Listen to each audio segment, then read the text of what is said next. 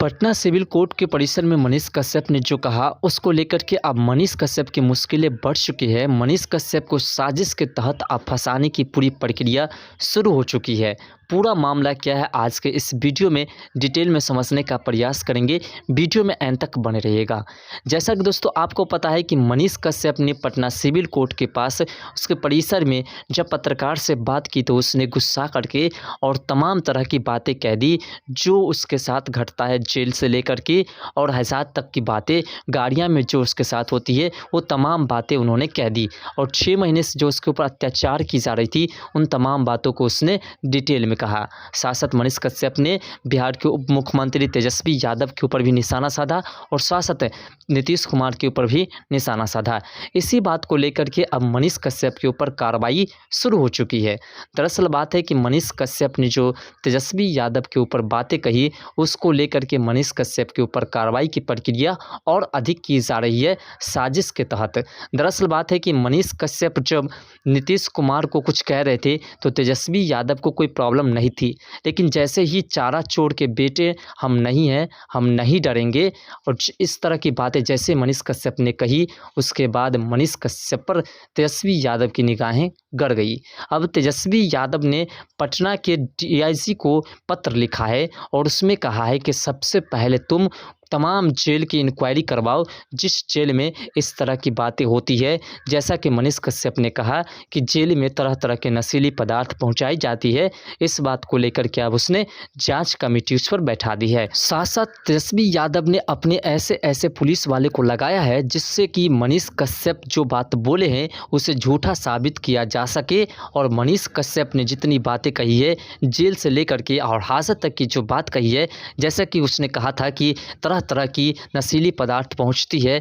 और उस पर किसी प्रकार की कार्रवाई नहीं होती है। जब हम बोलते हैं तो हमारे मुंह पर धुआं छोड़ दिया जाता है जिसके कारण हमारी तबीयत बिगड़ जाती है। तब डीआईजी को ये सौंप दिया गया है तेजस्वी यादव की तरफ से कि इसकी जांच करो और इस जांच में साफ तौर पर कह दिया गया है कि मनीष कश्यप को किसी भी तरीके से दोषी साबित कर देना है। अब मनीष कश्यप जैसे ही दोषी साबित हो जाएंगे उसके बाद मनीष कश्यप के ऊपर एक और एफआईआर दर्ज किया जाएगा, ऐसा माना जाता है। जैसा कि मनीष कश्यप ने पहले ही कह दिया था, आज हम बोल रहे हैं और देखना फिर हमारे ऊपर एक ना एक एफआईआर दर्ज होगी और ऐसा ही अब साजिश रचा जा रहा है। साथ साथ आपको बता दें कि बीजेपी की तरफ से भी कुछ प्रशासन को भेजा गया है जिसमें कहा गया है कि अब इसके केस की सुचारू रूप से जांच की जाए। तो एक तरफ मनीष कश्यप के लिए मुश्किल की घड़ी है तो दूसरी तरफ मनीष कश्यप के लिए राहत की घड़ी भी है। दोस्तों आपको बता दें कि जिस प्रकार से मनीष कश्यप केस में लगातार मनीष कश्यप ने पुलिस वालों पर निशाना साधते हुए कहा कि जितने भी बिना स्टार वाले हैं,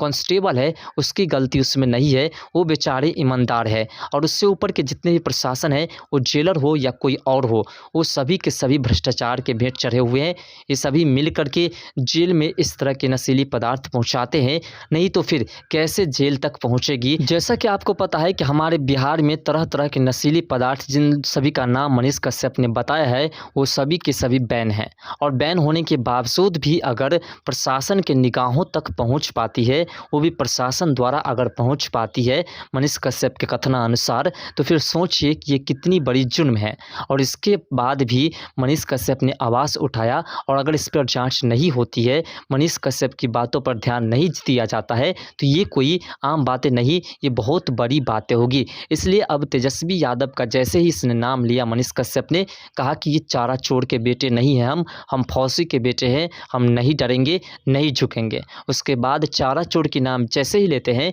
तेजस्वी यादव बौखला गए और तेजस्वी यादव अपनी साजिश को रचने लगे। साथ साथ आपको बता दें कि मनीष कश्यप की मां ने जब तमिलनाडु में हुए कथित हमलों के दौरान जो लोग वापस लौटे हैं उसके पास जाकर के मनीष कश्यप की मां जब पैसे देते हैं, उसकी आर्थिक रूप से मदद करते हैं, तो इस बात को देखने के बाद अब तेजस्वी यादव और नीतीश कुमार की नज़र में ये लगने लगा है कि अब मनीष कश्यप पॉलिटिक्स में आना चाहता है और इसलिए मनीष कश्यप खुद नहीं जा पाते हैं जिस जगह पर, उस जगह पर अपनी माँ को, अपनी भाई को भेज करके और वहाँ पर आर्थिक रूप से हो या किसी भी तरह से मदद कराने की कोशिश करते हैं। और इसी सब बात को लेकर के अब बिहार सरकार पूरी तरह से मनीष कश्यप को उलझा करके फंसाने की कोशिश में लग चुके हैं। और मनीष कश्यप ने जो बात कही है उसके तहत मनीष कश्यप के ऊपर एक और एफआईआर दर्ज हो, इस तरह की कारनामाएं अब सोची जा रही है। दोस्तों, अब मनीष कश्यप की मुश्किलें तो बढ़ चुकी है। ऐसा इसलिए कि मनीष कश्यप ने जिस वाक्य का यूज़ किया है उस वाक्य को लेकर के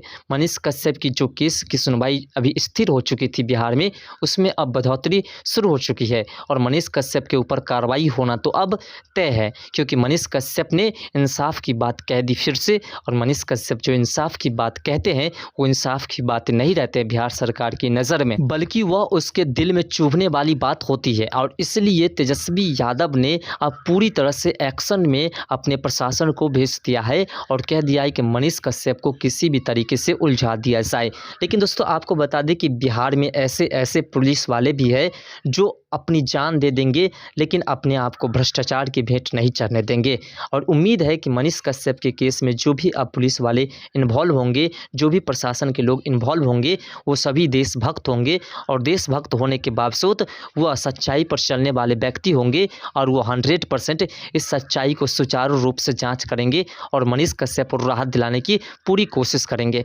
बात है तेजस्वी यादव को सिर्फ चारा चोर कहने की नहीं, बात जब मनीष कश्यप ने कहा कि हम एक बार दिखाएंगे सरकार बना करके और चलाएंगे भी सरकार और दिखाएंगे कि किस प्रकार से सरकार चलाई जाती है। इस बात को जैसे ही मनीष कश्यप ने कहा उसके बाद जैसे ही चारा चोर की बात लाई, मनीष कश्यप फिर से एक बार तेजस्वी यादव की नज़र में गर गया। और जैसे ही चारा चोर कहा उसके बाद मनीष कश्यप के ऊपर निगाहें गर गई तेजस्वी यादव की कि आखिर हमें चारा चोर का बेटा कह रहा है और शासक कह रहा है कि हम बिहार में सरकार बनाएंगे और दिखाएंगे किस प्रकार से सरकार चलाई जाती है। इसीलिए दोस्तों, आपको बता दें कि मनीष कश्यप की मुश्किलें काफ़ी अधिक बढ़ चुकी है और मनीष कश्यप को फिर से किसी प्रकार की साजिश के तहत फंसाया जा सकता है। इसलिए कि मनीष कश्यप अब जो पटना के सिविल कोर्ट में अभी पेश लगातार होती है, उसमें जब आर्थिक अपराध इकाई की तरफ से मनीष कश्यप को बेल मिली थी, उसके बाद मनीष कश्यप को राहत मिलनी शुरू हो चुकी थी। लेकिन मनीष कश्यप को इतनी मानसिक रूप से टॉर्चर किया गया